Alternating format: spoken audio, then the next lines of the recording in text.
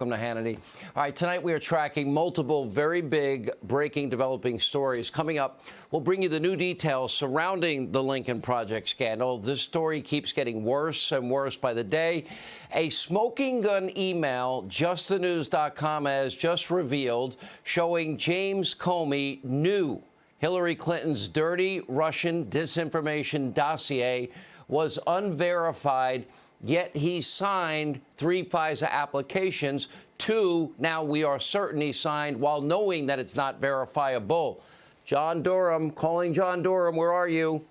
Also tonight, New York Governor Cuomo is now facing widespread condemnation from both sides of the aisle, but will he be held responsible for his COVID nursing home death cover-up? We have a full report straight ahead. And also later, we'll have the very latest rundown of the Biden administration's radical far-left agenda. Yep, including now they are coming for your Second Amendment, as we warned you. Now, Donald Trump Jr. will be joining us tonight. Dan Bongino will be here. But first, this weekend, and what could be, well, the least shocking development. We told you all last week it was predetermined, the outcome. The former president, Donald Trump, was officially acquitted. Take a look.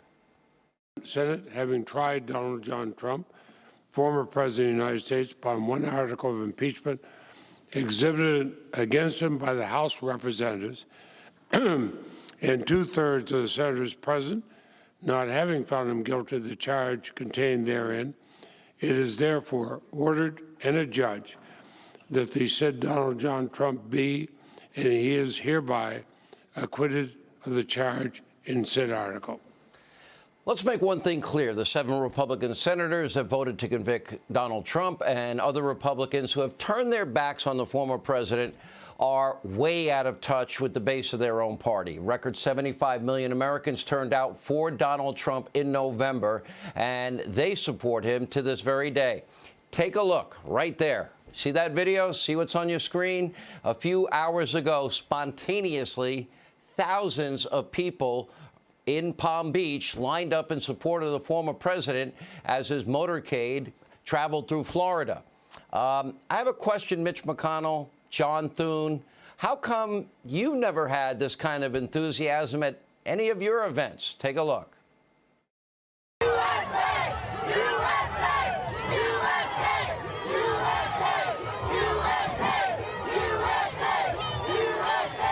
USA!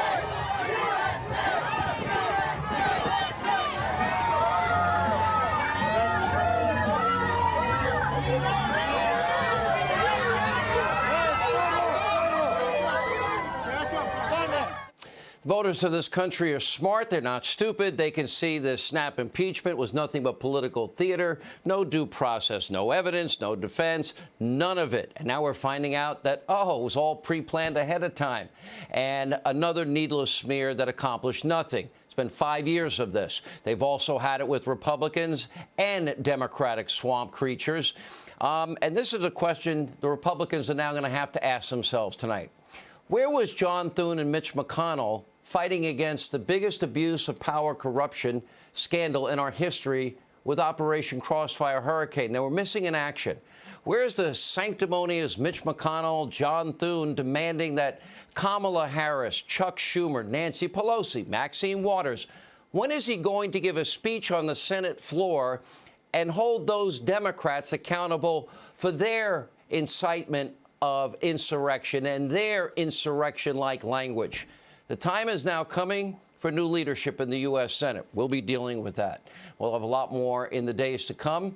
There is important work, though, that does need to be done. It's urgent. Now, this was all put on hold because of this political latest trial in this case. First and foremost, what happened on the 6th of January can never happen again. Our Capitol was attacked. Elected lawmakers, both parties, were put in harm's way. That can't ever happen again. All those that broke the law must be held responsible, and we need a full investigation into what went wrong. The security was breached within minutes. The Capitol Police were overwhelmed. Prior to the breach, the Capitol Police Chief requested the National Guard and their assistance 6 separate times. Every plea of his was rejected. The president was very vocal about offering his security assistance leading up to January 6th and even ordered 10,000 National Guard troops to be on standby and be ready, but they were not called on until it was too late. Why did this happen? Now, they knew a massive crowd of hundreds of thousands of people. They knew days before they were descending on Washington. They knew the night before they were there. They knew this was an important day in the halls of Congress. They knew the vice president and all our elected officials would be inside the Capitol building. They knew that violent individuals, we now know, were plotting and planning and scheming. They were warned. The FBI knew about the plots, the planning, the scheming, as did other law enforcement agencies. Even Congresswoman Alexandria Ocasio-Cortez claimed she was warned about the attack a week ahead of time. The person ultimately responsible for security in the House, that would be Nancy Pelosi. The Sergeant of Arms answers to her.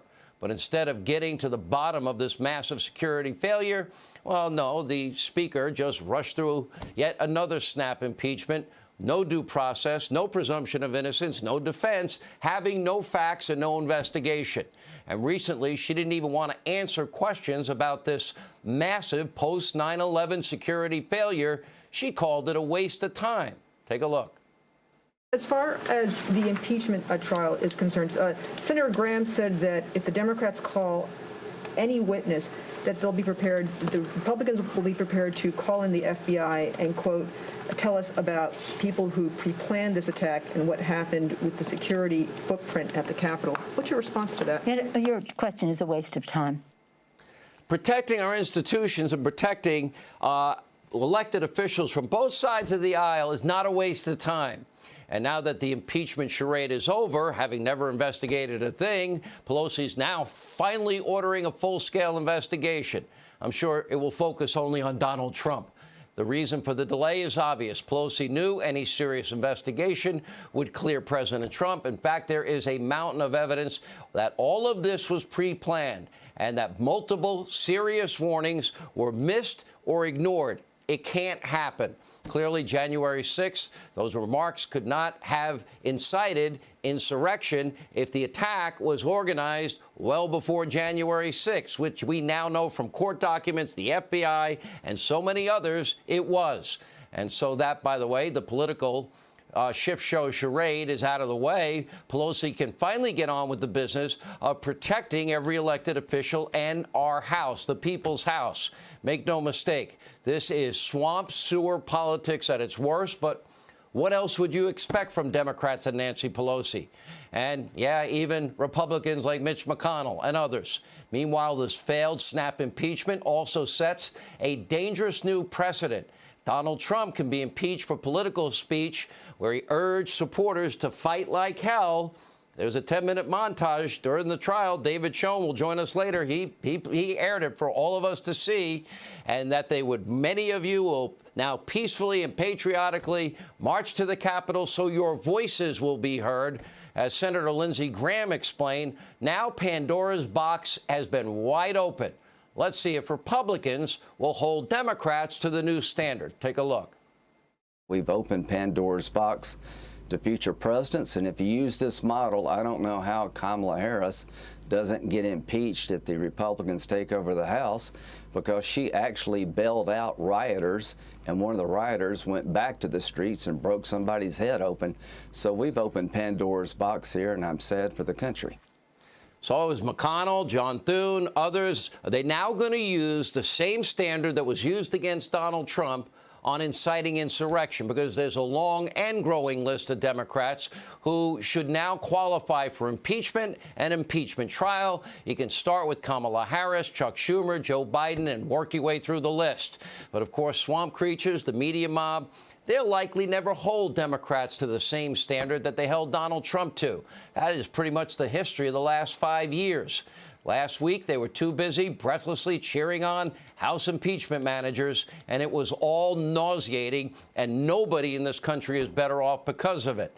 Meanwhile, the media had no shortage of complaints about the president's legal team, and they delivered an epic beatdown with an excellent defense that was put together, in about 8 days. Over the weekend, one of the president's attorneys actually dealing with a CBS anchor, voiced his frustration with the mob during an interview on that network. Take a look.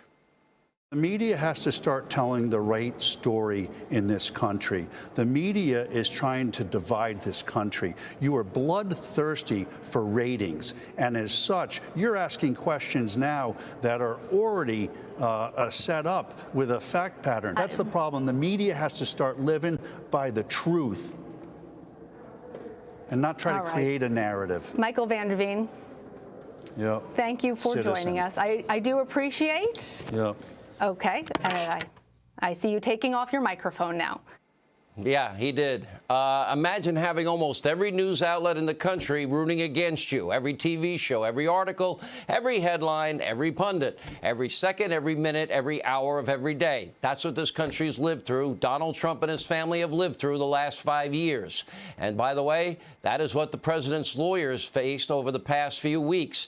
And this is what President Trump again, faced for 5 years. Journalism in this country is dead and buried. We are in the middle of an information crisis in this country, and media is not coming back to life anytime soon.